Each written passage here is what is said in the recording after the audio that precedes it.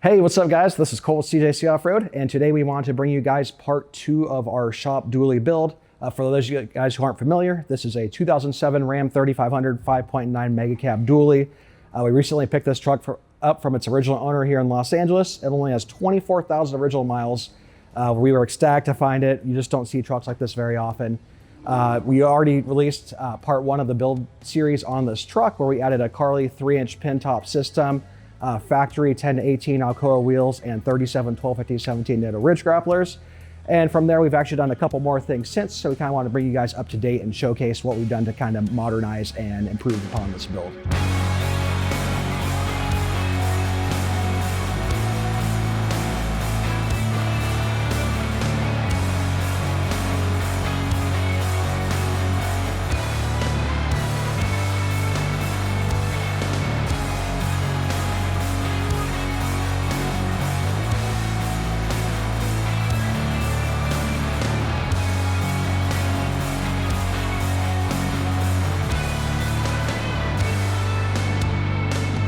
So if you guys saw the first video, I mentioned we did the whole pin top system on this truck. We actually did a lot of really nice upgrades overall to this build.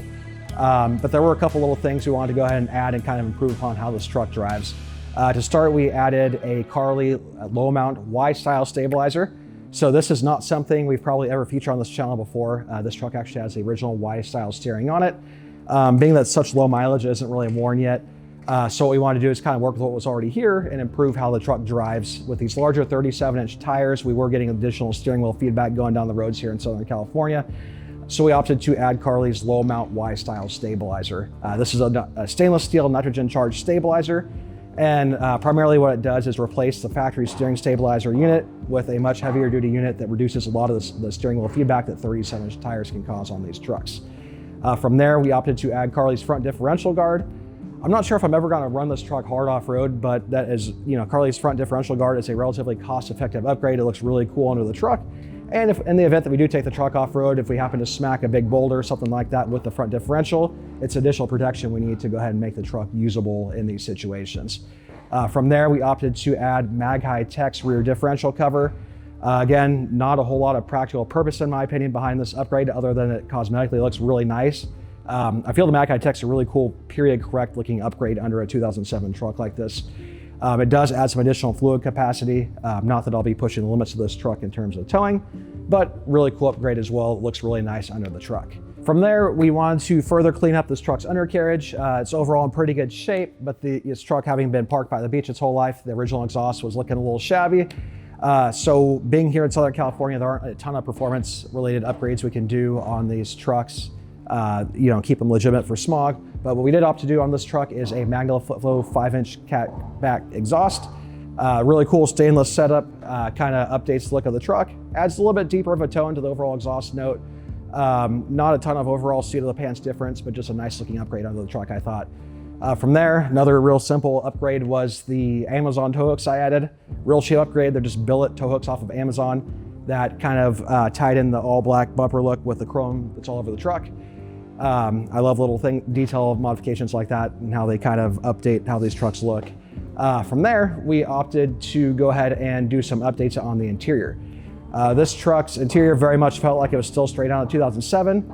Nothing necessarily wrong with that. It's not that old of a truck, but we can't leave well enough alone, and we really like to kind of see how we can push the envelope in terms of cool upgrades.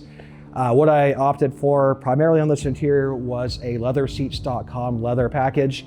I really fretted over this for some time before I ordered it. The truck was in pretty good overall shape, so I was giving up the original factory cloth seat covers. But overall, I'm very happy with what I did. So my idea was to tie in a leather color that matched the door panel accents on the truck, kind of go for like a darker brown color. And then I added a tan color stitching to match the rest of the interior to kind of tie it all together. It was a bit of a risk in my mind at the time. It wasn't cheap to add all the leather upgrades. But when it was done, I was absolutely ecstatic. This really night and day transformed the overall feel of this truck inside. And from there, technology-wise, these trucks are a little dated. The factory head unit still worked and everything, but I looked at Andrew over at Just Diesel's truck. He always had these really cool Alpine Halo head units, and so I opted to kind of copy what he did on his truck out of the Alpine ILX-509 Halo head unit. It's a 9-inch unit that floats. Looks really cool on these 3rd gen dashes, in my opinion. Kind of ties in with the overall look of the interior. It adds things like wireless CarPlay, sounds a whole heck of a lot better than stock, and it allowed me to actually integrate a backup camera into the factory rear tailgate handle. So really cool practical upgrades there. This is a big truck, driving it around here in Southern California. Having the backup camera, having wireless CarPlay, all the tech upgrades really did kind of bring this truck into 2026 inside the cab. One other little thing I did, this is kind of a silly modification, but I really appreciate how it benefits the overall feel of the truck, is I picked up a factory steering wheel off of one of these trucks that had steering wheel controls in the back. I took that apart, put the steering wheel controls in this truck. With the help of Wyatt here at CJC Off-Road, we were actually able to tap this into the truck and make the factory steering wheel controls work with the aftermarket head unit. Kind of a slight modification, not something we normally do here at CJC, but man, did it update the overall feel of the truck. So really cool stuff, in my opinion. Really makes the truck a lot more enjoyable to drive. That we have a whole lot more upgrades we're on doing this thing over time. We kind of just wanted to bring you guys up to date with some of the recent stuff.